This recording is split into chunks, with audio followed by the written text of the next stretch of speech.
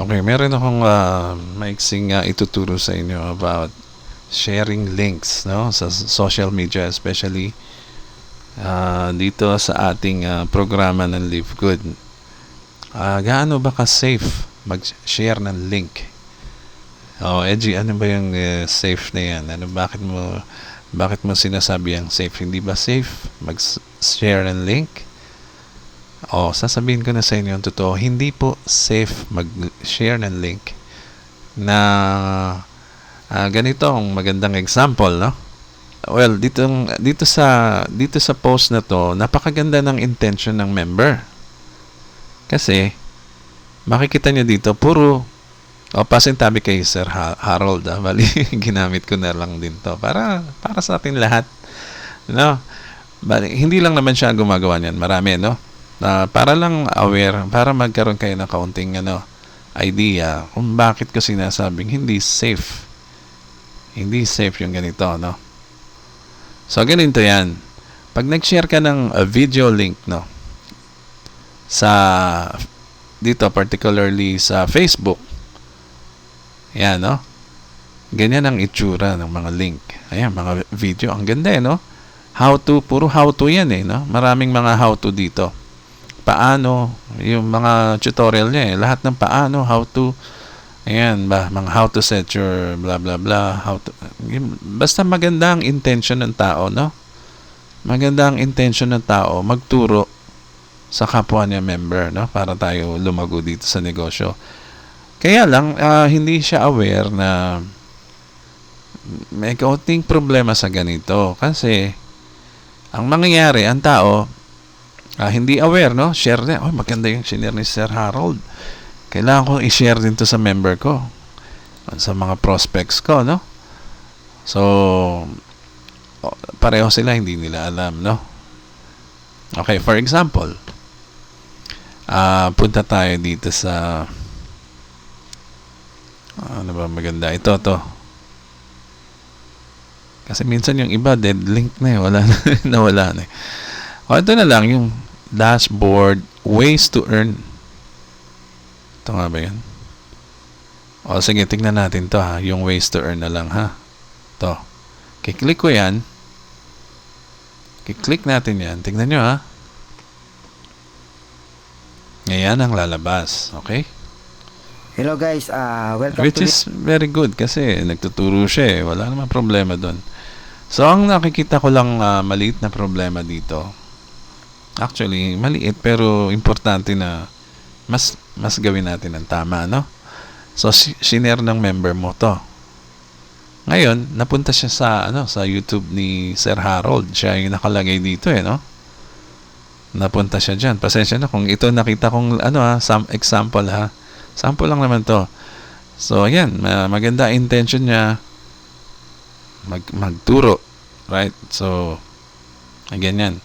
So bakit sinasabi kong hindi safe yung ganito, no, para sa mga members natin in general, no? Lahat, wala tayong inaano dito na team or no, para sa pangkalahatan to, hindi naman lang sa porke team ko, team mo, ganyan. Hindi, lahat para lang aware.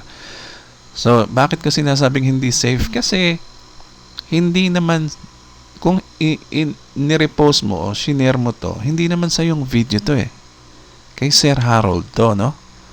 So potentially yung mga tao na magkiklik dun sa link mo, let's say kinalat mo sa Facebook, sabi ko, ang ganda nitong video na to, ikakalat ko to sa Facebook, isi-share ko to sa Messenger, isi-share ko ito sa kung saan, no? Ipopost ko to dahil importante itong link na to, ako ang mag-share nito. Yung tao, kala niya pag nag-share siya ng link ng ganun lang ay makaka-recruit siya, makakakuha siya ng downline or makaka-invite siya easily, no? Parang ganun. Kala niya siguro sa kanya magjo-join yung tao. Not really, ganun ang chance mangyari, no? Na sa kanya nga mag-join kung sino nag-share. Pwedeng ilang percent ng nanood dito ay mag-check kay Sir Harold, kasi si Sir Harold magaling siya. Nag-explain siya sa YouTube. Nag-present siya. Napakagaling niya eh. Ang tao pwedeng ma-attract sa kanya. No? Ikaw, nag-share ka lang ng link. Naiwanan ka na behind. Si Sir Harold na nakikita niya dito sa shinare mo. So, merong potential na kung sino yung may-ari ng video, siya ang makakuha ng recruit o downline or invite mo. Kasi, hindi naman sa'yo yung video na yan eh. Di ba? So, may chance talaga na sa kanya pumunta. No? Unfortunately, hindi meron pa ring magandang way na paraan dyan para isi-share natin yung link ni Sir Harold na medyo safe para dun sa nag-share.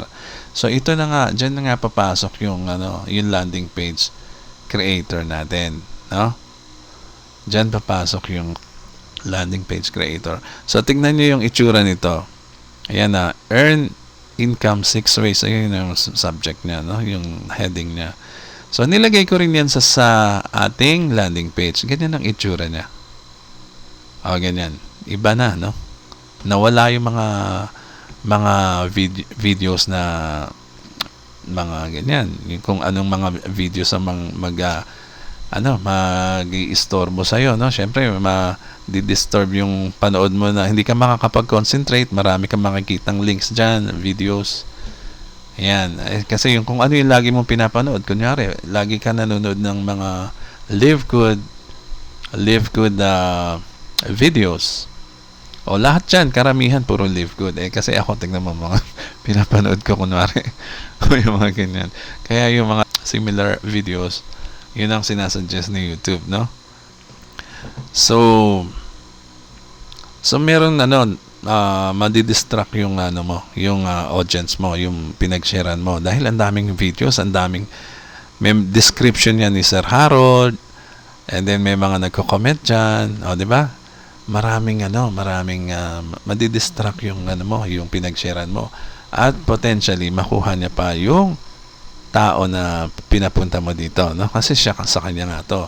Ngayon, ito yung pinapakita ko sa inyo na medyo better way to share videos, no, ng ibang tao. Ito rin yung video na yan, pareho lang. Pero makikita mo dito, isolated siya. Wala nang ibang other videos na madidistract yung manonood mo. And then same video pa rin to. Kung ano yung nanditong video, yan pa rin ang nakalagay dito sa shinare mo. And then, at the same time, meron kang button dito na papunta sa Live Good Tour mo, no? Sa power landing page mo sa company. Kung sino yung nag-share, itong in-example ko, ako ang nag-share, ayan, ako ang nag-share nito ng video ni Harold. Yan yung video ni Harold.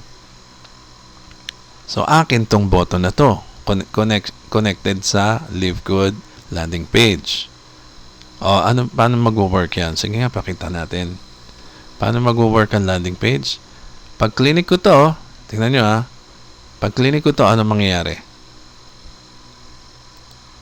Oops! Sasabihin, fill out this field, no?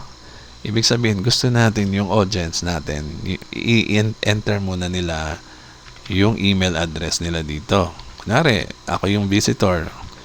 Lalagay ko yung email address ko dito para livegood.contact. Kunyari, ako yung visitor. Siyempre, na-attract ako sa sa video ni Sir Harold. Gusto ko makita yung opportunity. Ayan yung button na yan, no? Ito yung button, di ba? Gusto ko makita pa. More, okay? I-click ko ngayon to. Ano mangyayari dyan? Di pupunta yan sa landing page natin sa Live Good. Akin to, andyan yung name ko. And then, kung maging interested yung tao, maglalagay siya ng first name and last name niya dito, tsaka yung email address niya rin, dyan niya rin ilalagay. Actually, pwede kong gawin autofill na to ng email, kung anong email lang nilagay niya doon eh. Pero okay lang, ganyan na lang muna. So, dyan pupunta. So, ano pa? Ano pa? Meron dyan. Tingnan mo ha. G, sabi mo, video ni Sir Harold. Ayun siya oh. Ayun pa rin siya, nandun oh. Di ba siya yan, si Sir Harold? Okay, yan. Magandang question yan, no? Magandang question yan. So, nandyan pa rin siya. Paano kung i-click ng visitor yan? Ano, di pupunta rin yan sa channel niya. Di ba? Hello guys, may 1 year din na member. May point yun. May point yun nagtanong. Subukan nga natin i-click kung ano mangyayari. Ito yung picture ni Sir Harold. Tapos ayan yung clickable yan. Papunta siya sa channel niya, no? Pag clinic yan. Pero subukan natin kung ano mangyayari pag clinic natin yung picture ni Sir, ha? Click. Saan napunta? Sa'yo Hi, pa this rin. is Ben Glinsky, founder and CEO of Live Good. Over the past 20 years, Diba? we've Sa'yo pa rin. Hindi kay Sir Harold. O sa upline mo o sa may-ari ng video. Ayan, no? Diba? Tingnan mo ang laki ng ng difference. Video ni Sir Harold, and then picture niya diyan sa kanyang channel to. Pero pag clinic ng nanonood dito ng visitor mo, sa'yo pa rin pupunta. So ganyan ang ginawa natin, no? Kumbaga, video ng ibang tao, it doesn't matter kung sino ang nakalagay dito. Pag clinic nila yan, sa'yo pa rin. O pag clinic nila to, sa'yo pa rin. Itong button na to. Pag clinic nila yung name mo dyan, pag clickable yung name saan pupunta yan? Di sa'yo pa rin. Mami-message ka, pwede ka nilang senda ng message, yung visitor mo. Imbes na pupunta dito sa may-ari ng video, sa'yo lahat pupunta. Diba? Paano ba sineshare to? Ayan, i-click mo lang to. Paano mo isi-share ngayon yung video ni Sir Harold? I-click mo lang to. Yan. Tingnan mo, ano nangyari? Ibig sabihin, na-copy mo na yung address na dapat mong i-share. No? Ito na, livegood.contact blah blah blah. Hindi na ganito. Hindi na ganito ang address itsura niya. Hindi na sa YouTube pupunta, kundi dito na sa'yo. Pinalitan mo lang yung link at pinangalan mo sa'yo. Okay ba yan? Ito pa technique. Bibigyan ko kayo ng magandang technique dito. Nakikita nyo tong dito, yan ang video address nitong landing page, no? Ito yung landing page address. Yan, pakita ko sa'yo, ha? Landing page address. Ganyan ang itsura niyan, no?